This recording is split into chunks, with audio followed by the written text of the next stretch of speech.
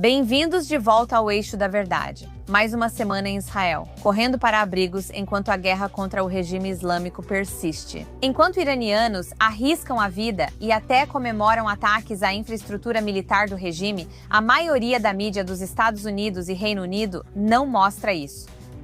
Por isso, para iniciar o programa de hoje, vamos destacar alguns dos principais momentos dessa guerra na mídia internacional. Este é um desfile de algumas das coberturas midiáticas mais distorcidas, moralmente confusas e absurdas que vimos em anos. Isso já diz muito, considerando que sobrevivemos ao 7 de outubro há alguns anos. Vamos começar pela CNN. Nesta semana, a CNN exibiu 4 minutos de Mojtaba Khamenei falando direto da televisão estatal da República Islâmica, rede do regime sob sanções dos Estados Unidos. Não houve contestação nem contexto, apenas propaganda direta de um governo que passou décadas financiando o terrorismo e matando americanos. Agora você talvez já tenha ouvido que a CNN enviou uma repórter ao Irã com a permissão do próprio regime. O que significa que cada segundo daquela reportagem estava acontecendo sob supervisão do governo e com a permissão deles. Mas o absurdo não parou por aí para a CNN. Christiana Amanpour apresentou um segmento sobre a guerra Irã-Iraque, no qual o regime islâmico enviou crianças para atravessar campos minados como escudos humanos. Milhares de crianças receberam chaves de plástico e foram enviadas para atravessar campos minados, poupando os soldados. Esse é um dos crimes mais horríveis da história do regime, e há muitos crimes. Mas, em vez de mostrar isso como crime de guerra contra crianças, o segmento retratou como símbolo de devoção nacional e amor ao regime. Crianças sendo enviadas para a morte foi apresentado como uma história comovente. Olhe só isso. O presidente Trump exigiu que os militares iranianos se rendessem ou enfrentassem morte certa. Mas ele e seus estrategistas de guerra não conseguiram entender ou lembrar do forte fervor religioso que leva milhões a enfrentar a morte em nome de sua fé e para proteger sua revolução islâmica. Então, nós mergulhamos nos arquivos para encontrar, em nome de Deus, a incrível série baseada em imagens exclusivas adquiridas pela CNN nos anos 80, no auge da guerra Irã-Iraque. Neste trecho, vemos um garoto, Mohammed, com no máximo 17 anos, provavelmente mais novo, que foi recrutado para a linha de frente pela força paramilitar do Irã, a Basij. Sua família se despediu dele com carinho, sabendo que ele provavelmente seria martirizado, pois uma dessas missões das crianças seria atuar como varredores de minas humanos. Essas crianças recebiam apenas 2 semanas de treinamento, aprendendo apenas a atirar com armas e eram enviadas para o campo de batalha para serem usadas nos campos minados para destruí-los. As minas terrestres foram alvo de muitos protestos nesta guerra, especificamente o uso de varredores de minas humanos. Ondas de jovens voluntários morrendo ao abrir caminho para os tanques que estão em falta. E como se não bastasse, Amanpour recebeu Reza Aslan, que afirmou com confiança que os iranianos agora se unem em apoio ao regime. Veja. Quando a morte começa a chover do céu, o que costuma acontecer é que as pessoas se unem ao seu governo, independentemente do quanto odeiem o governo. Sério? Esse clichê velho, cansado e já desmentido? Porque as imagens que realmente vemos vindas dos iranianos nas ruas do Irã e pela diáspora mostram algo muito diferente. A bandeira que os iranianos balançam não é da República Islâmica. É a bandeira do leão e do sol, a bandeira do Irã antes da Revolução de 1979, o símbolo do Irã, o Irã que eles esperam reconstruir depois que o regime acabar. Se você viu aquele trecho, não saberia disso. E a CNN não foi o único canal com uma semana ruim. No jornal Haaretz, eles publicaram um perfil de Ali Larajani com a manchete impressionante: líder implacável, brilhante filósofo Ali Larajani, o homem mais poderoso do Irã. Brilhante filósofo? Esse é o mesmo oficial do regime que foi sancionado e desempenhou um papel central na opressão dos iranianos pelo regime, além de atividades terroristas. Em vez de apresentá-lo como um dos arquitetos dessa repressão, o artigo o retratou como uma espécie de estadista intelectual para humanizar sua imagem. No Reino Unido, o Channel 4 continuou a cobertura vergonhosa da guerra ao afirmar que Israel havia fechado o acesso à mesquita de Al-Aqsa durante o Ramadã para os muçulmanos. Só que não foi nada disso que aconteceu. As restrições eram diretrizes de defesa civil do Comando da Frente Interna, válidas para todos em Israel durante ataques intensos de mísseis balísticos. Elas exigem que as pessoas permaneçam a uma certa distância de um abrigo antiaéreo e proíbem grandes aglomerações, sabe, para evitar vítimas em massa durante a guerra. Mesmo assim, a reportagem apresentou isso como perseguição religiosa. Talvez o exemplo mais perturbador desta semana tenha sido após a tentativa de ataque terrorista a uma escola judaica em Michigan. Em 12 de março, um homem libanês-americano jogou um carro com explosivos no Temple Israel em West Bloomfield, Michigan. Naquele momento, o prédio abrigava uma pré-escola com mais de 140 crianças dentro. 140 crianças estavam naquele prédio. Agora, como num milagre, o agressor foi morto quando a segurança reagiu, impedindo o que poderia ter sido um terrível ataque terrorista com vítimas em massa. Mas em vez de uma condenação universal, o que estamos vendo como resposta de algumas partes da mídia é algo completamente diferente. Na GB News, por exemplo, a comentarista Angelina McCahey sugeriu que a sinagoga pode ter sido alvo porque apoia Israel e porque Israel está em seu nome. Veja só. Esses ataques têm sido predominantemente contra alvos judeus? Bem, não posso falar diretamente sobre isso. Posso dizer que era um templo israelense alinhado com Israel. Isso posso afirmar. Templo judaico. Um templo judaico. Sinagoga judaica não é templo israelense. É chamado de Templo Israel. Eles são judeus. Eles são o povo de Israel. Como você sabe? Vou só terminar meu ponto. Então estava errado desde o começo. Eles não são israelenses. Eles são judeus. Então eles são chamados de Templo Israelense. Sim, e eles realmente se alinham com Israel e suas crenças. Então esse foi o ataque. Além disso, o que descobrimos com o cara que os atacou foi que ele realmente tinha família no Líbano que foi morta por ataques aéreos. E isso foi confirmado. Não sabemos quem eram esses familiares, mas foi postado nas redes sociais dele na noite anterior ao ataque que eram sua família e filhos que foram mortos. Eu quase fico sem palavras diante do nível de estupidez aqui. Pense em como esse argumento é insano. Primeiro de tudo, ser tão incrivelmente ignorante a ponto de não entender que uma sinagoga chamada Templo Israel não tem nada a ver com o Estado moderno de Israel. E segundo, mencionar isso como se fosse de alguma forma relevante ou atenuante quando alguém dirige um caminhão cheio de explosivos para uma escola infantil nos Estados Unidos só porque são judeus. Em que ano estamos vivendo? Além disso, citar que ele tem parentes que morreram no Líbano é irrelevante, principalmente considerando que sua família pertence ao Hezbollah e seu irmão era comandante do grupo. Não surpreende, pois o Hezbollah ataca israelenses continuamente desde que entrou na guerra. Isso não é uma análise, é uma tentativa de tirar a responsabilidade do terrorista e colocá-la na vítima. E sim, responsabilizar judeus americanos pelas políticas de um país a milhares de quilômetros de distância, no qual eles nem vivem, é antissemitismo. Infelizmente, a confusão moral continuou esta semana. O New York Times publicou manchetes que pareciam mais um perfil do que uma reportagem sobre um ataque terrorista. Funcionário de restaurante era discreto até atacar uma sinagoga. A história não tratava dos terroristas tentando massacrar crianças judias, mas sim de humanizar o terrorista. Se você quer saber de onde Angelina, da GB News, tirou essa ideia sobre o Templo Israel, veja o título que o New York Times deu à matéria sobre essa sinagoga. O Templo Israel foi fundado em 1941, dedicado à formação de um Estado judeu. O que? Uma casa de culto no principal setor comercial de Michigan está sendo dedicada à formação de um Estado judeu? Infelizmente, essa mesma narrativa de como os familiares do terrorista foram mortos no Líbano também foi divulgada pela Dropsite News, uma rede de mídia financiada por redes ligadas a Soros, que amplificou histórias projetadas para gerar simpatia pelo agressor. Uma narrativa que foi rapidamente ecoada por idiotas úteis como Megyn Kelly.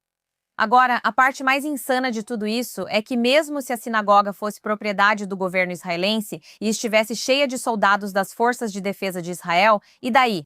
Você ainda não tem o direito de jogar um caminhão cheio de explosivos contra um local de culto. Por que isso ainda é debatido? Só quando se trata de ataques antissemitas é que ouvimos essas desculpas intermináveis e esse fingimento, Israel já deu, né? É assim que o extremismo se normaliza, não através do apoio aberto ao terrorismo, mas pela introdução lenta de desculpas. E esse problema não para na grande mídia. Uma análise recente descobriu que muitos dos posts mais virais dessa guerra, que promovem narrativas anti-americanas e anti-Israel, nem sequer vêm de contas americanas. Eles vêm de redes de contas que operam fora dos Estados Unidos e que estão se coordenando para disseminar essas narrativas para o público ocidental. Em outras palavras, enquanto os iranianos arriscam suas vidas para lutar contra o regime, o ambiente informacional no Ocidente está sendo inundado com narrativas completamente distorcidas que servem aos interesses do regime. E quando você se afasta e observa toda essa semana de cobertura, seja nas redes sociais ou na mídia, o mais extraordinário não é o que está acontecendo no Irã. O mais impressionante é como boa parte da mídia ocidental falha em cobrir isso. O maior obstáculo para entender o que ocorre agora não é a falta de informação. É como essa informação está sendo apresentada para você nos Estados Unidos. Além de entender o mal, porém, há outras consequências dessa campanha de desinformação. Enquanto algumas figuras da mídia tentam humanizar ou minimizar a ameaça do regime islâmico, as consequências já aparecem em vários continentes, com ataques terroristas menores e violência antissemita. De acordo com dados do Movimento de Combate ao Antissemitismo, os incidentes antissemitas globais aumentaram 34% apenas na primeira semana da guerra.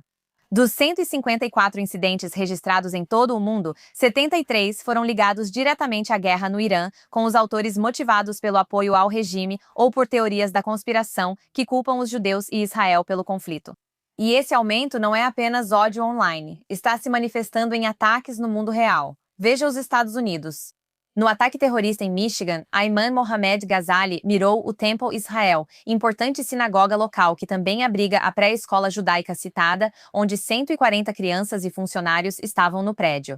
A única razão pela qual um grande massacre não aconteceu foi por causa de um segurança heróico que conseguiu detê-lo antes que ele chegasse às crianças. Mas, tragicamente, esse não foi o único incidente nos Estados Unidos. Em Austin, Texas, um atirador matou 2 pessoas e feriu 14 em um tiroteio em massa. Os investigadores descobriram que ele vestia uma camisa com a frase "Propriedade de Alá" e uma camiseta com a bandeira da República Islâmica.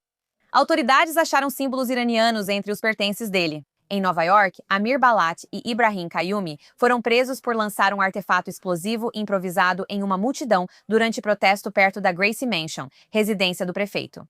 Investigadores federais afirmam que os homens, inspirados pelo Estado Islâmico, chegaram a discutir um ataque maior que o da Maratona de Boston. Agora em San José, Califórnia, 2 homens judeus falando hebraico foram violentamente agredidos em um restaurante, com o agressor gritando "Não mexa com o Irã" e outros insultos antissemitas enquanto os espancava.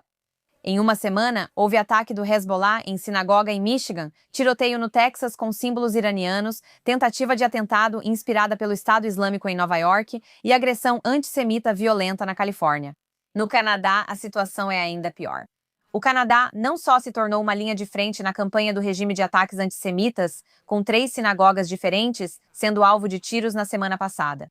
Houve também intimidação e violência contra dissidentes iranianos no exterior, a ponto de o Canadá não conseguir protegê-los. No início do mês, a polícia canadense prendeu 2 suspeitos agora acusados de homicídio em primeiro grau. No assassinato de um dissidente iraniano, Masoud Masjoudi, ex-instrutor da Universidade Simon Fraser, que havia sido dado como desaparecido em Burnaby, na Colômbia Britânica. Os investigadores afirmaram que o desaparecimento de Masjoudi não foi aleatório e trataram o caso como homicídio premeditado desde o início. Os suspeitos identificados pela polícia são Mehdi Ahmadzadeh Razavi e Arizu Sultani, ambos da região de Vancouver. Agora enfrentam acusações de homicídio em primeiro grau pela morte dele, mas os casos despertaram preocupação entre os iranianos dentro do Canadá, assim como entre parlamentares que há anos vêm alertando sobre as redes da Guarda Revolucionária e seus associados operando dentro do Canadá. Eles monitoram e intimidam a diáspora iraniana. Na Europa, padrões semelhantes surgem. No Reino Unido, dissidentes foram agredidos por capangas do regime em protestos e os ataques antissemitas também aumentam. Na Bélgica, uma explosão atingiu uma sinagoga em um ato considerado antissemita pelas autoridades. Em Roterdã, uma sinagoga sofreu ataque incendiário. Em Amsterdã, um artefato explosivo foi detonado fora de uma escola judaica, em um ataque deliberado contra a comunidade, segundo autoridades. Serviços de segurança investigam incidentes em sinagogas de Oslo e Trondheim, Noruega, onde suspeitos foram presos próximos a instituições judaicas. E esses ataques não são aleatórios. Um novo grupo extremista que se autodenomina Ashab al-Yamin, ou Companheiros da Direita, assumiu a responsabilidade por alguns desses ataques, incluindo os incidentes na Bélgica e o mais recente na Holanda, há apenas alguns dias. O grupo surgiu de repente esta semana e divulgou vídeos conclamando ataques contra alvos judeus. Agora, o que é particularmente preocupante é que esses vídeos foram distribuídos por canais do Telegram associados à rede Acesso Xiita, composta por grupos ligados ao Hezbollah e à Guarda Revolucionária Iraniana, levantando questões óbvias sobre se essa nova organização está conectada à rede de representantes da República Islâmica. É exatamente isso que os serviços de segurança temem há anos. A Guarda Revolucionária construiu uma rede global de representantes, milícias e apoiadores ideológicos que podem operar muito além das fronteiras do Irã. Há redes que visam comunidades judaicas, dissidentes iranianos e qualquer um que desafie o regime. Então, quando as pessoas afirmam que essa guerra é apenas um conflito regional que não tem nada a ver com o Ocidente, que não é a nossa guerra, os acontecimentos desta semana mostram uma história bem diferente. O ataque à sinagoga em Michigan, o tiroteio em massa no Texas, um ataque com artefato explosivo improvisado em Nova York, disparos em 3 sinagogas diferentes no Canadá, um dissidente iraniano assassinado, uma agressão antissemita violenta na Califórnia, um atentado à bomba em uma sinagoga na Bélgica, um ataque incendiário em Roterdã, um artefato explosivo direcionado a uma escola judaica em Amsterdã e atividades suspeitas em torno de mais 2 sinagogas na Noruega. Não é aleatório. É a sombra global de um regime que passou 47 anos construindo células de milícias e outras redes terroristas em vários continentes. E os acontecimentos desta semana mostram exatamente até onde essas redes podem chegar. Mas há outra frente nesse conflito que muitas vezes recebe muito menos atenção do que deveria. É a guerra que a República Islâmica vem travando contra seus próprios atletas há décadas. E esta semana vimos mais um exemplo desse sistema em ação. Como falei na semana passada, várias integrantes da seleção feminina de futebol do Irã, que estavam competindo na Copa Asiática Feminina na Austrália, desertaram após se recusarem a cantar o hino nacional do regime antes da partida e, em seguida, serem ameaçadas pelo regime imediatamente depois. Agora, nos dias desde então, algumas das jogadoras que inicialmente buscaram proteção na Austrália mudaram de ideia e estão retornando ao Irã após relatos de intensa pressão sobre elas, suas famílias e ameaças do regime.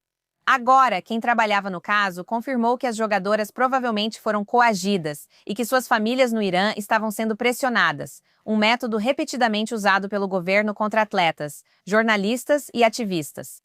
Em outras palavras, mesmo quando os atletas iranianos estão a milhares de quilômetros de distância, o regime ainda encontra maneiras de alcançá-las. O Ocidente não consegue proteger muitos desses dissidentes, em parte porque permitiu a presença da Guarda Revolucionária Iraniana em vários desses países. E essa repressão contra atletas não é um fenômeno novo. Em 2020, o regime executou Navid Afkari, um campeão de luta livre que participou de um protesto contra o regime em 2018, executaram-no após tortura brutal, mesmo com pressão internacional. No ano anterior, vimos o judoca iraniano Said Mulay fugir do país após receber ordens por autoridades do governo do Irã a se retirar do campeonato mundial para não ter que enfrentar o judoca israelense Saji Mouki. Essa política de forçar atletas a boicotar adversários israelenses já é documentada há anos em vários esportes, como judô, luta livre, boxe e levantamento de peso. Atletas que se recusam a seguir essas ordens arriscam suas carreiras ou até algo pior. Uma das desertoras mais conhecidas é Kimia Elizadeh, que foi a primeira mulher iraniana a conquistar uma medalha olímpica no taekwondo. Elizadeh depois deixou o país e anunciou que não poderia representar um sistema que usava atletas como propaganda política enquanto negava direitos básicos às mulheres. Ela competiu pela equipe olímpica de refugiados em 2020. Agora, essa história de repressão contra atletas no Irã, na verdade, remonta a muito tempo atrás. Em 1988, Falzun Abdi, a capitã da seleção feminina de vôlei, foi executada após passar anos na prisão por se opor ao regime. No mesmo ano, Mashid Barzaghi, integrante da equipe olímpica de futebol, foi executada por distribuir jornais anti-governo. E em 1981, uma lutadora olímpica do Irã foi executada junto com outros 29 prisioneiros políticos. A lista continua e continua. Essa história não se trata apenas de casos individuais. É sobre um sistema onde a República Islâmica usa o esporte como uma ferramenta de propaganda política e controle ideológico. Eles até usaram eventos esportivos internacionais para normalizar e suavizar o aparato de segurança deles. Nas Olimpíadas de Tóquio, o atirador iraniano medalhista de ouro Javad Farouji ganhou uma medalha de ouro enquanto também era membro da Guarda Revolucionária Islâmica e serviu ao regime na Síria.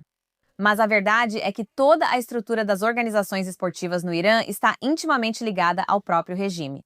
O atual chefe do Comitê Olímpico Iraniano, Mahmoud Kassovivafa, serviu na Guarda Revolucionária Islâmica e foi até mesmo segurança pessoal do líder supremo Ali Khamenei. Em outras palavras, a instituição que deveria representar os atletas iranianos no movimento olímpico está diretamente ligada à mesma estrutura de poder que controla o país politicamente.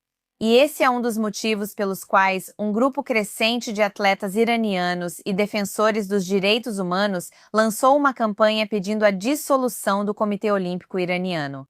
Em cartas abertas enviadas ao Comitê Olímpico Internacional, atletas documentam como o sistema esportivo iraniano opera sob controle do governo.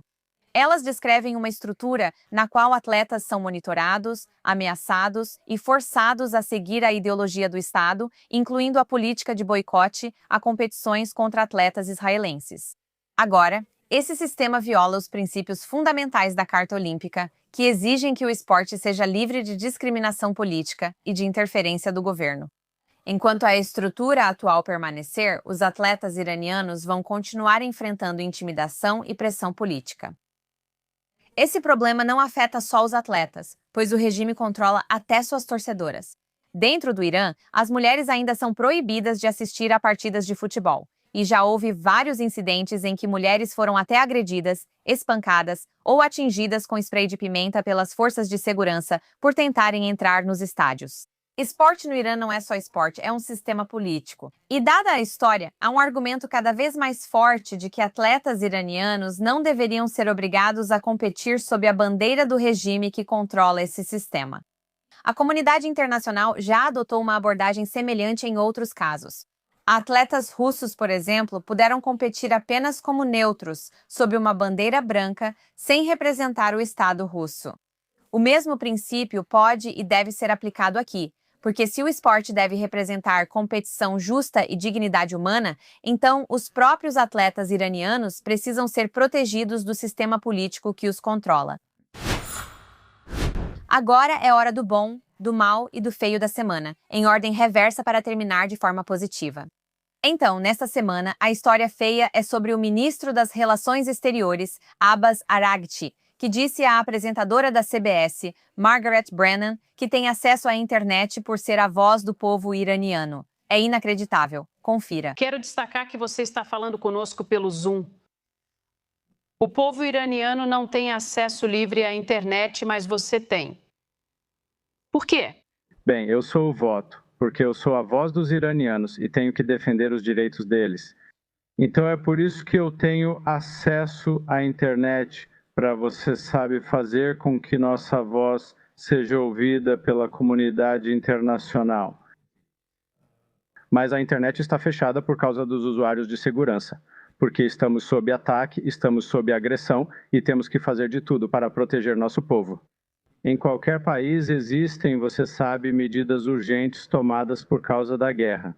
Proteger seu povo? Você está brincando comigo? Você acabou de matar 40 mil deles. Mas, de acordo com Araghchi, ele, representando o regime, fala pelo povo iraniano. Agora, em circunstâncias normais, essa afirmação poderia ser mais risível do que qualquer outra coisa. Mas, neste momento, é especialmente absurdo, porque no exato momento em que Araghchi fazia essa afirmação na televisão americana, a República Islâmica havia cortado o acesso à internet em todo o Irã por quase 2 semanas. 92 milhões de pessoas completamente isoladas do mundo. Os iranianos dentro do país têm tentado desesperadamente se conectar pelo Starlink, o que também é punível com a morte, ou por outros métodos de contornar o bloqueio da internet e VPNs, simplesmente para se comunicar com familiares no exterior. Então, o governo, ao cortar um país inteiro da internet, agora quer que o público americano acredite que ele é a voz do povo. Você está falando sério? Se o regime realmente representasse o povo iraniano, não precisaria desligar a internet toda vez que há uma crise. Não precisaria silenciar o público ou controlar as informações. Mas o apagão da internet revela a você e ao mundo inteiro tudo o que precisamos saber. a República Islâmica não teme governos estrangeiros, mas sim seu próprio povo. E a Bazaragte certamente não fala por eles. E agora vamos passar para a pior história da semana. E essa vai para Tucker Carlson, o que poderia ser por vários motivos, até mesmo nesta semana. Mas eu quero focar em um deles. Essa semana, Carlson divulgou mais uma afirmação ridícula sobre o Oriente Médio, que foi desmentida por ninguém menos que seu país favorito, o Catar. Carlson afirmou ao público que a Arábia Saudita e o Catar prenderam agentes do Mossad que planejavam atentados nesses países. Ele apresentou essa afirmação como prova de que Israel estava secretamente desestabilizando a região, como tudo o que ele afirma. Veja só. Isso realmente prejudica esses países. E Israel queria prejudicar esses países. Esse é o ponto. Queria prejudicar esses países. Queria semear o caos e a desordem porque eles são rivais de Israel. Provavelmente não foi noticiado, mas aconteceu ontem à noite. No Catar e na Arábia Saudita, as autoridades prenderam agentes do Mossad que planejavam cometer atentados nesses países. Agora, isso é estranho, não faz sentido nenhum. Por que os israelenses estariam cometendo atentados em dois países do Golfo, que também estão sendo atacados pelo Irã? Eles não estão do mesmo lado? Não. Israel quer prejudicar o Irã, o Catar, os Emirados Árabes Unidos, a Arábia Saudita, o Bahrein, Omã e o Kuwait. Só tem um problema. Os governos envolvidos dizem que isso não aconteceu. O Ministério das Relações Exteriores do Catar negou publicamente a alegação e afirmou não ter informações sobre a prisão de agentes do Mossad no país. E o que o Catar anunciou foi algo muito diferente. As autoridades disseram ter detido 10 pessoas ligadas a uma rede da Guarda Revolucionária Islâmica. Agora, de acordo com relatos, suspeitava-se que a célula realizava operações de vigilância e sabotagem ligadas aos serviços de segurança iranianos. Em outras palavras, a história real era sobre agentes iranianos, não sobre o Mossad. Isso é importante porque a Guarda Revolucionária Iraniana passou décadas formando redes de aliados na região. Estados do Golfo como Bahrein, Arábia Saudita e Emirados Árabes Unidos já acusaram a República Islâmica de comandar células militantes e redes de espionagem dentro de suas fronteiras. Em vez de apontar isso, Carlson está novamente colocando a culpa em Israel, sem nenhuma evidência e inventando toda a história. Isso não é só um erro pequeno, mas parte de um padrão observado antes da guerra, vindo de Tucker Carlson. Sejam comentaristas, ativistas ou personalidades das redes sociais, há um esforço constante para desviar o foco do regime em Teherã e direcioná-lo para alguma suposta conspiração ocidental ou israelense. Mas quando você realmente olha para os fatos, as redes de ameaça continuam levando ao mesmo lugar, a República Islâmica. Toda essa semana foi apenas mais um exemplo disso. Agora, dito isso, quero passar para a última história desta semana, a boa. Esta vem de dentro do Irã, porque enquanto o regime continua tentando projetar força, o que estamos vendo de fato no país é algo diferente. Nos últimos dias, drones israelenses têm atacado postos de controle da Guarda Revolucionária e do Basij. Esses locais são usados pelo regime para controlar cidades e intimidar iranianos, impedindo protestos. Mas as forças de defesa de Israel não vão mais tolerar isso. De acordo com informações de fontes dentro do Irã, mais de uma dúzia de postos de controle da Guarda Revolucionária e da Basij foram alvo de ataques de drones apenas nos últimos 2 dias. Os danos resultantes foram graves, com mais de 100 agentes do regime mortos e muitos outros feridos. Mas o dano militar é apenas parte da história aqui. A reação interna dentro das forças de segurança do regime é o que realmente importa neste momento. Relatórios de dentro do Irã indicam que centenas de agentes da Basij agora estão se recusando a se apresentar em seus postos de controle. Outros estão abandonando seus postos completamente. O regime está tendo dificuldades para manter essas unidades abastecidas com necessidades básicas como comida e equipamentos. Algumas forças do regime agora dormem em tendas porque suas bases foram destruídas ou são consideradas perigosas demais para uso. Em outros casos, foram vistos mudando-se para escolas e mesquitas.